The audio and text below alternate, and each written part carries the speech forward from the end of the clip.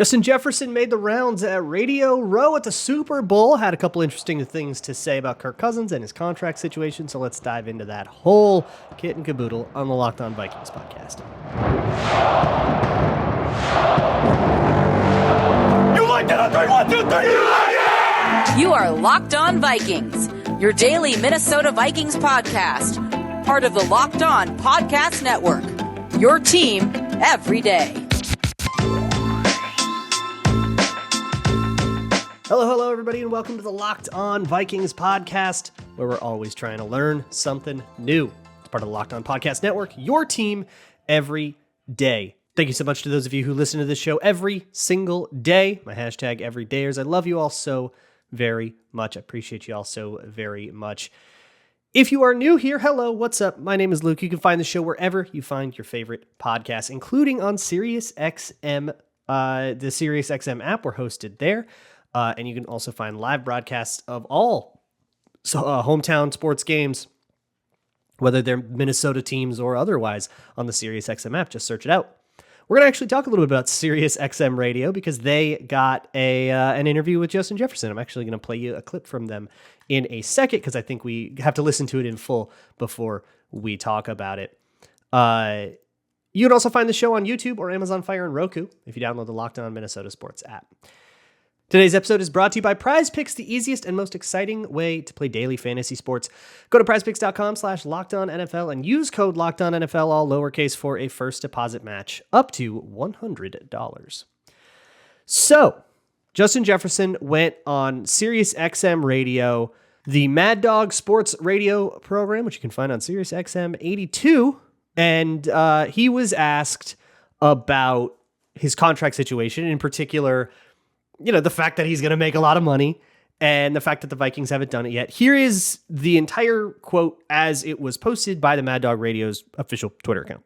What about the latest on your contract? Because my goodness, Justin, I mean, it's break the bank. Let's go. Whatever they're offering you, it's got to be more. And I love my guys with the Vikings, but what's the latest here with your contract? Hey, I'm right there with you, man. I want to break the bank, and I want to be a part, of an organization, that wants me and to really give me what I deserve. So, I feel like, eventually, the Vikings will, do what they need to do to have me in the building, but I don't really know at this very moment. Only time will tell. I feel like I have the right people in my circle to negotiate and to, do what's right. And I feel like this whole process of how we handle things and how we, went accordingly with the season and the contract stuff, I feel like we did a great job with it.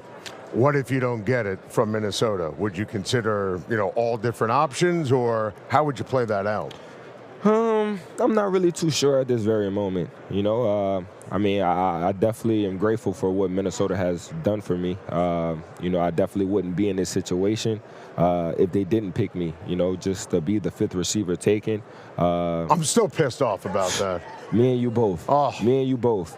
But, just with everything that has happened and everything that I have gave for the organization, of course I would, want to stay. And that's why I've been calling home ever since I got into the league. So, it is what it is at the end of the day.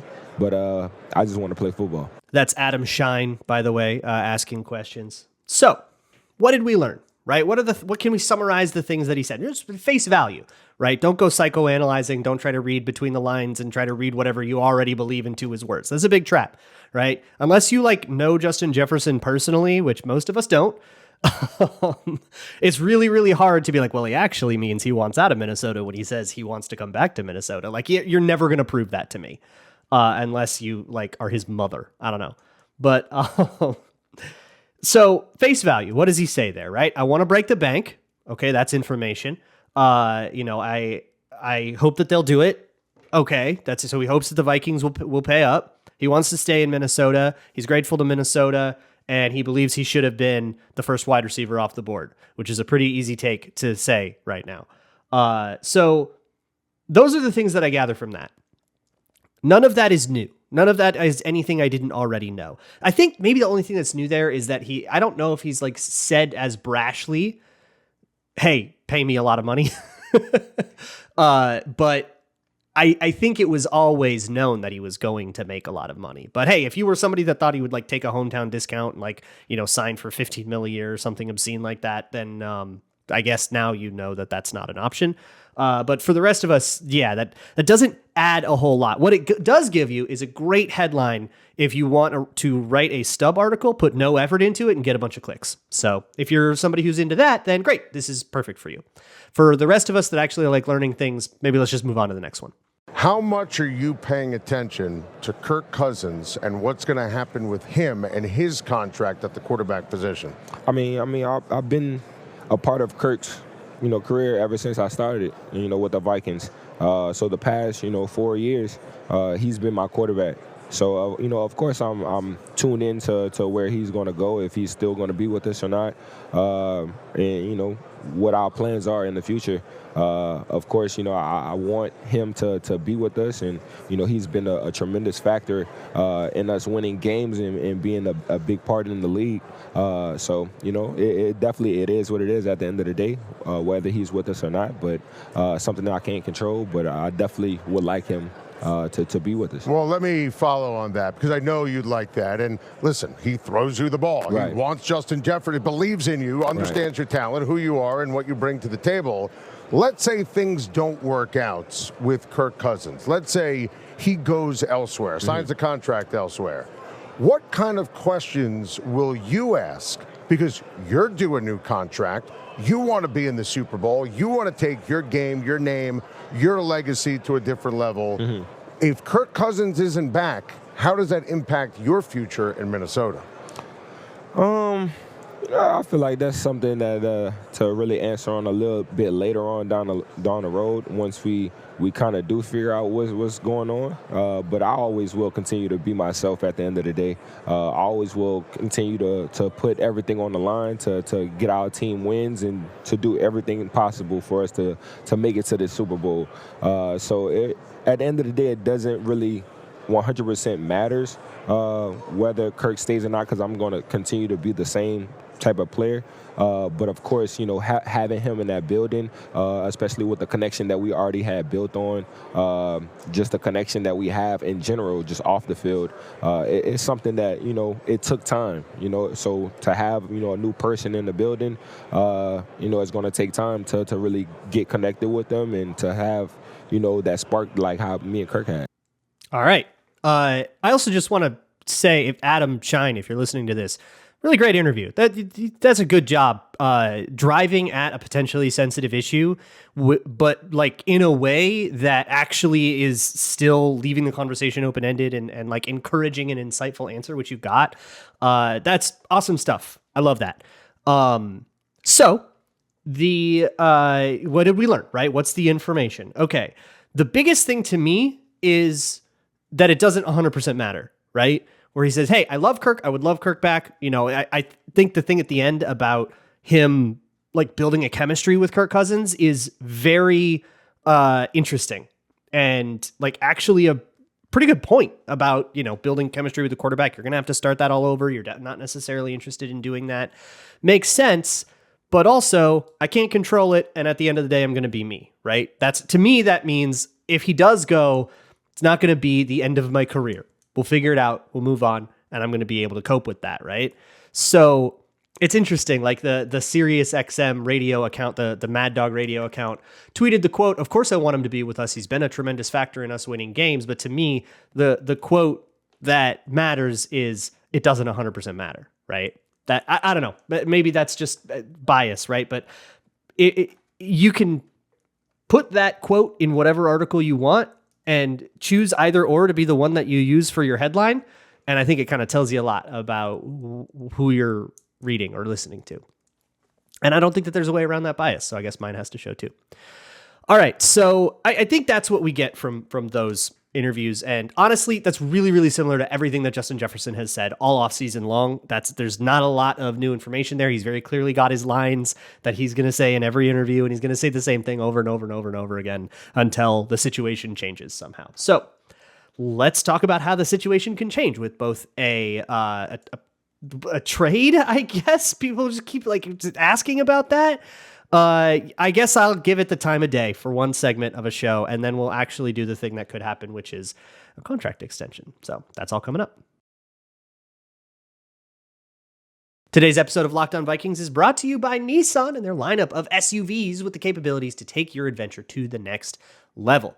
The 2024 Nissan Rogue, for example, is perfect for city drives and great escapes, and you no longer have to fiddle around with connecting your phone or anything like that. It has a built-in assistant, Google Assistant, Google Maps, and Google Play Store, all into the 12.3-inch HD touchscreen infotainment system. 2024 Nissan Rogue is the perfect midsize crossover for your next adventure. Or how about the Nissan Pathfinder? The 2024 Pathfinder has room for up to 8 passengers and expansive cargo capacity and advanced available 4x4 capability. 284 horsepower and up to 6,000 pounds towing. This thing is going to get the job done no matter what that job is. Take the Nissan Rogue, the Nissan Pathfinder, or the Nissan Armada and go find your next big adventure. Shop NissanUSA.com. Thank you so much for making Locked On Vikings your first listen of the day each and every day. Hey, if you liked the JJ McCarthy episode from yesterday, or if you're interested in hearing about JJ McCarthy, listen to yesterday's episode and then go to patreon.com/LukeBraunNFL, where I put all of those things into a video form and showed my work and showed examples and kind of showed you what I'm talking about. It's about 40 minutes long and it's free to watch. So go check that out. And if you liked it, I would encourage you to join me as a patron. But hey, as always, no pressure. Also, go check out the Locked On Sports Today YouTube channel, where you can find a national version of the 24/7 live stream. We've had this at Locked On Minnesota Sports for a good while, and now we have it at Locked On Sports Today with all Locked On everything 24/7. It's like a sports TV network, but right there on YouTube, just nonstop. Locked On shows just like this one for every team, every college, national shows, betting shows, fantasy shows, all of that stuff. So go to the Locked On Sports Today YouTube channel and find that live stream. All right. Let's dance with the devil a little bit, shall we? So I see a lot of everybody. It's great. I'm not subtweeting a specific Vikings show. I can't be subtweeting a specific Vikings show because every Vikings show has done this. They've all had the What If We Trade Justin Jefferson episode. I'm not going to do that episode. I will tell you in a segment why that's a bad idea in the interest of, hey, no stupid questions. Let's actually engage with this. But only in the interest of like completionism and just, the one of the core philosophies that I have is to check in on the obvious stuff. When you're trying to learn something, like check in on the stuff you take for granted, just in case, right? Because you never know when you're going to figure out that the earth is round. So let's check in on the obvious stuff, right? And the way that I think about trading a Vikings player away, because there are times when trading a Vikings player away can be a profitable transaction. And ultimately that's what you're trying to get, right? There's something I've been saying a lot lately and it keeps coming up, which is like there's no bad way to get good players. And there's no good way to get bad players, right? Whether you're trading a lot of players, trading for a lot of players, trading players for picks and then picking good players with those draft picks. If you hit on those players that are coming in are better than the players that are going out, you're doing well, right? And if not, then, that's the opposite. So when it comes to Justin Jefferson and the prolific talent that he is, everybody will ask, okay, what's the trade price? That's a question I get in like every mailbag, but what is the price where you would say yes? Because, everybody has their price. And I think it would probably mean, I would probably need to get, my answer to that has always been, you need to get me a quarterback or set me up to get a quarterback. I need one overall and probably, and then some, give me 1 and 9, then we can start talking, right? Then, okay, Bears, I don't think they're going to do that. That's what it has to be. Cause right now, Justin Jefferson is the franchise. If I am giving you the guy who is the franchise, I need a franchise in return. So it's really funny when you see stuff, and it's coming from people who aren't Vikings fans that are just trying to hype up their own crowd that say, the Patriots deal that I think it was like the 11th pick, Justin Jefferson and something else to the Patriots for pick number 3, which is so funny. Like, what are you doing? In what world? And I think, it was Colin Cowherd. That was the deal. Somebody on Colin Cowherd's show was like, that would propose that trade. It was like New England says yes to that 10 out of 10 times. Like, yeah, of course, I'll give you $1 if you give me $1 million. I say yes to that transaction 100 times out of 100. Absolutely.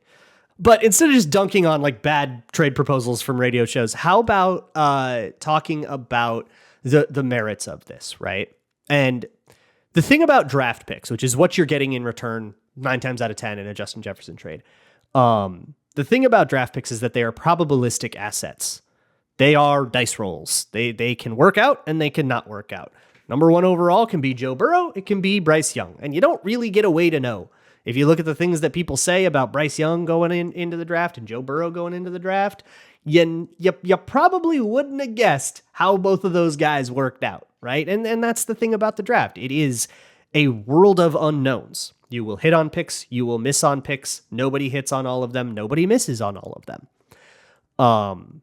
So with that in mind, you trading Justin Jefferson will always run the risk of all of those draft picks coming in and turning into players that aren't very good. Even if it's 3 first-round picks. What if those 3 first-round picks are Mike Hughes, Laquan Treadwell, and one gets traded for Sam Bradford? Because that was 3 consecutive first-round picks for that's the risk, right? That's not every time.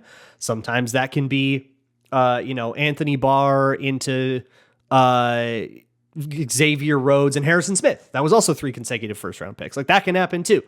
So think about this in like which outcomes mean we came ahead, right? And you do a little square if you want to. Let's say we trade Justin Jefferson for 2 first-round picks just to keep things nice and clean. 2 first-round picks come back, right? Well, the scenario where both of those guys bust out, right? They're both Matt Khalils. That one, we didn't come out ahead, right? We just turned Justin Jefferson into 2 Matt Khalils. We did not get the better end of that deal. So that's a big ol' X, right? Then there's a situation where we hit on one of them and we miss on one of them, which is probably the most likely thing, right? If you think about draft picks as coin flips, which is very crude and overly reductive, but you win some, you lose some. Let's say we win one, we lose one, right? We get one that is Harrison Smith and one that is Matt Khalil. Okay. Did we come out ahead there? We got one good player, one good first-round player, and one player we don't really care about for Justin Jefferson. So only if that player is better than Justin Jefferson, who is arguably the best football player in the league. Feels really rare for that to be a situation where we feel like we came out ahead. The only one where we can come out ahead is the one where both those guys hit, where we slam dunk all of it, right? And in that one, you'll get, let's say, modest hit, like Jordan Addison, right? I would definitely call him a hit so far, but a modest hit. He still had a couple of games where he wasn't so good. He still has flaws, right? He's not the superstar of superstars, at least not yet. So would you trade Justin Jefferson for 2 Jordan Addisons or Jordan Addison caliber players? I don't know if you come out ahead in that still. So show me the world where you come out ahead. Show me the world where this is a profitable thing to do. The idea of, taking the thing you have now and trying to parlay it into more assets and more value and trying to come out ahead in that is really easy to think about in abstract. And it's really easy to say, well, yeah, I'm basically making a boat's a boat, but a mystery box can be anything. It could even be a boat. I'm basically making that argument. But like, I want to really challenge people. What do the Vikings have to get in return, and how well does that have to go? Even if you get 3 first-round picks, we have to probably hit on all 3 of those to come out ahead. It doesn't feel like there is a world where we get more value than Justin Jefferson is worth. He might be the most valuable non-quarterback in the league. In fact, last year, when he was fully healthy, he won Offensive Player of the Year, which is arguably an award for that. So unless it sets us up with a quarterback and we hit on that quarterback, it doesn't feel like that's the move. And it's a total non-starter if you have to give Justin Jefferson and more.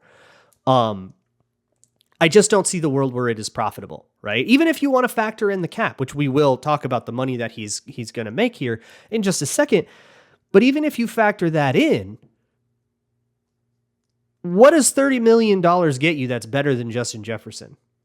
Daniel Jones doesn't even get you Daniel Jones if you want to talk about spending that on a quarterback, right? It gets you like half of the way to what?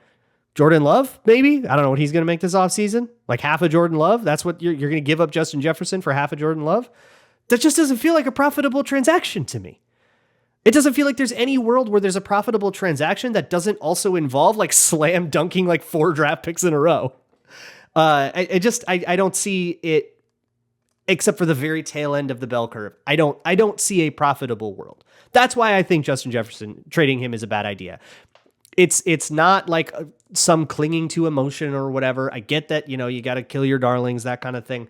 I get it, and I get that the NFL is a cold and ruthless business, but it's a cold and ruthless business in the interest of making profitable transactions, not pissing away your best player so that you can daydream about hitting on an unreasonable amount of draft picks for 2 months before you get disappointed when some of them turn out to be Lewis Schein. All right, get real and get a grip, everybody. Come on now. It's time to put some effort into our content, okay? And that's to everybody. We'll talk about the contract next. Did you know that even if you have a 401k for retirement, you can still have an IRA? Robinhood has the only IRA that gives you a 3% boost on every dollar you contribute when you subscribe to Robinhood Gold. But get this, now through April 30th, Robinhood is even boosting every single dollar you transfer from other retirement accounts with a 3% match. That's right, no cap on the 3% match. Robinhood Gold gets you the most for your retirement thanks to their IRA with a 3% match. This offer is good through April 30th. Get started at robinhood.com/boost. Subscription fees apply. And now for some legal info, claim as of Q1 2024, validated by Radius Global Market Research. Moving on with this episode of the Locked On Vikings podcast, it's time to talk about exactly what a Justin Jefferson contract would look like. I have done a couple of shows with like some kind of quick and dirty proxy contracts just to get a sense for what his cap hit would be in the interest of just setting up context for a different exercise. But let's really get down and deep with it and talk about where we left negotiations last time, at least last we knew about it per the reports that are out there. And what those numbers would actually look like and how they would affect the cap moving forward. So we'll pull up the old contract constructor at overthecap.com and we'll try to make something. And if you want, you can pause, you can look at all of the different things, cash flows, dead money, depending on when you cut him or post-June or all that stuff. You can see how all of it works. So let's dive in. By the way, if you are not watching, if you're listening, which is most of you, I'll be as descriptive as possible. So I'm going to say a lot of numbers at you. So if that's not how your brain works, I maybe recommend pausing and going to the video version when you can and listening to the rest there. But for everybody else, here we go. All right, so in this giant incomprehensible spreadsheet that some of you are looking at and the rest of you are lucky enough not to, I have compiled what I think is the required amount of money, at least according to Brad Spielberger, and what I've seen kind of everywhere. Everybody says 4 years, $125 million. That's roughly what Tyreek Hill got, plus I guess an adjustment for inflation. So that's essentially still the biggest wide receiver contract. It would be the biggest wide receiver contract in history. It would, I think it would basically do it. I've done absolutely no extra money stuff. I have changed his 2024 cap hit none, so it's still 19.7 million. It has had no impact on the 2024 cap. This is all extensions after his fifth-year option has been played out, so 25, 26, 27, 28, and he'll make $31.25 million in each of those years. This is functionally how this thing can work, and the question is about guarantees. So 2024 is fully guaranteed. That's how the fifth-year options work. 2025, probably no issue making that fully guaranteed. 2026, probably no issue making that fully guaranteed. Now, here's the deal. He kind of wanted that, like, that was also it's almost the same issue as with Kirk, with Kwesi not wanting to like guarantee an extra year there. That seemed to be the difference. This is, I mean, the numbers probably aren't the same, and it's probably a much more complex structure. But 24, 25, 26 fully guaranteed money for something like 125 mil over 4 years of an extension is close-ish, I would guess, to what was reported to be the contract extension Justin Jefferson's camp put on Kwesi's desk before the season started. And that's a really important thing to remember here. I think we make that situation out to be, because everybody's psychoanalyzing Justin Jefferson, and we make that situation out to be, oh, he's never going to stay, right? Oh my goodness, he's such a Bengal, right? He's such a Patriot or whatever. And you got to remember, he like said, here's one, I'll sign it. If you guys are good with these numbers, I'll sign it. And Kwesi was like, no, we're not good with those numbers. So that's where the ball was, right? That's like, it's in Kwesi's court as this thing starts out. Now, obviously all the void year people, the deadline's a lot tighter there. That's going to get all handled first. But this is the structure, right? So here's something else that we can do on top of this. we can actually take 2024's cap hit and move it down by using signing bonus stuff and making this contract escalate in the way that I know Rob Brzezinski loves to do. He does this with basically every contract. They all start small and then escalate. And so when you've got somebody in the third or fourth year of their contract, when the guarantees aren't necessarily as prohibitive, that's when the contract numbers get up higher. And that's when cap casualties become a better idea and also a lot more doable. It's very much designed that way on purpose. Some of you are going to love this. Not really a reason for void years in this one. Void years are only good for signing bonus proration, and signing bonuses don't prorate out past the fifth year of the contract, which would be 2028. So that's a real year in this contract. So there's no reason to put a void year on it. You might add void years on in 3-4 years if you want to do like restructure nonsense. That's a question for 2027, Luke, if there's still society and an internet by then. So let's do some signing bonus shenanigans, right? Let's just do a nice clean $2 million left in base salary, which means we would have $17,743,000 in signing bonus, and then we'll have his base salary be $2 million. So he gets the same amount of money in 2024, but it just accounted on the cap differently. Suddenly his cap number has dropped to $5.5 million. You just made $14 million cap space by extending Justin Jefferson. Seems pretty cool, right? Now, if you look, 34 mil each year is pretty rough, but the other thing is that there is cap inflation. The salary cap in 2028 is going to be a lot bigger, especially once we start getting sports books and stadiums and stuff like that. That's going to be a lot bigger because it is tied to NFL revenue, and NFL revenue likes to grow. It's what Commissioner Goodell is best at.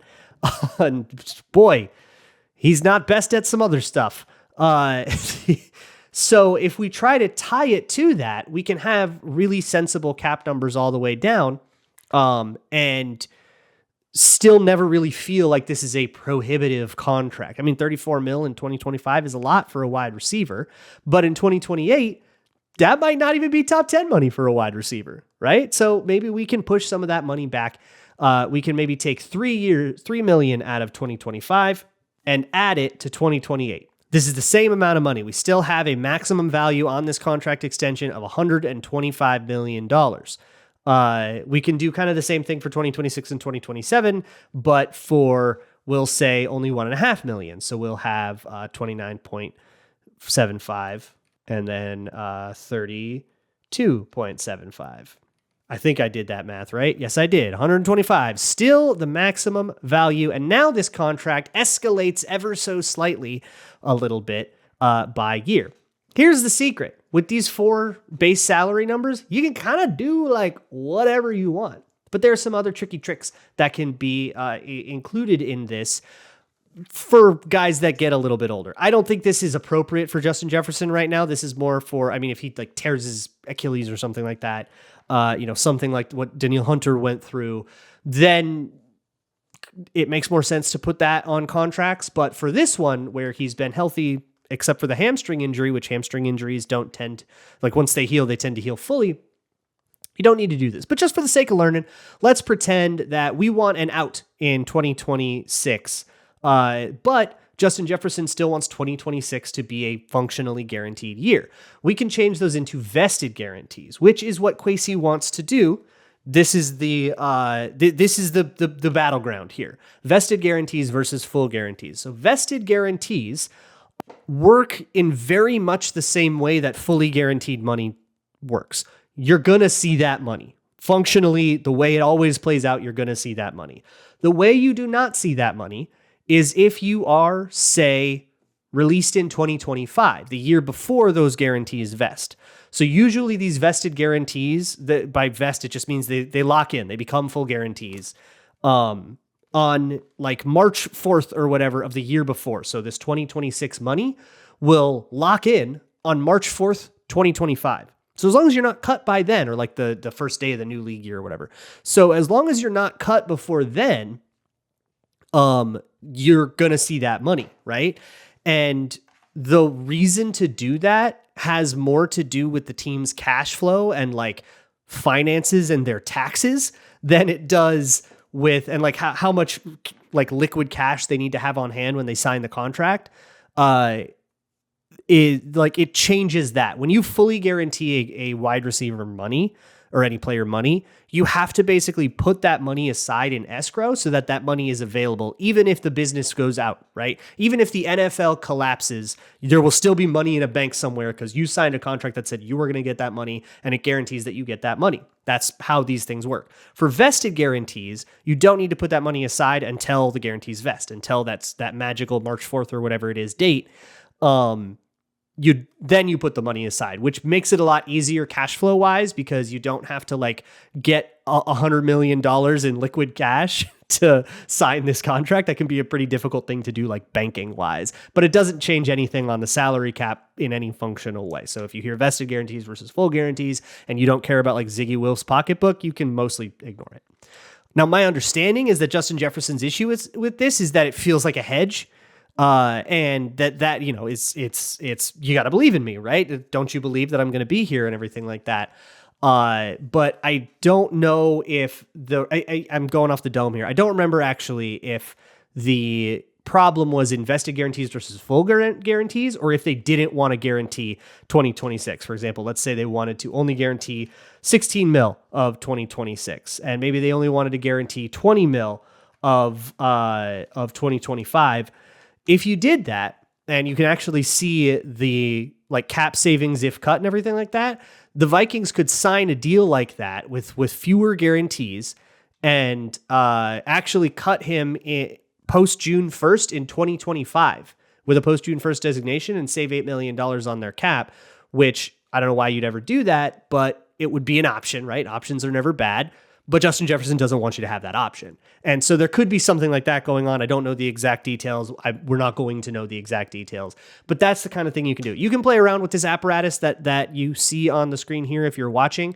It's at overthecap.com. It's the contract constructor. It's right up at the top of the page. So you can play around with it too and see, sort of learn how these things tend to go down.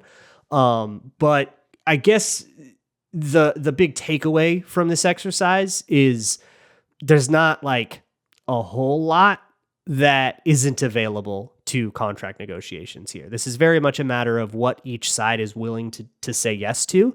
And if anything about that has changed over the last year, as a year has gone by, in like where they ended up in the negotiations. But it did sound like the negotiations had settled mostly on numbers and were really trying to figure out guarantees and structure at the end, and then they kind of ran out of time. So we'll see if they get it done this time. So thank you so much for making this episode of Locked On Vikings your first listen of the day. The Justin Jefferson ones are only going to get snarkier until discourse improves. I'll see you guys all tomorrow for something maybe a little bit more relevant to the current moment. And as always, Skull.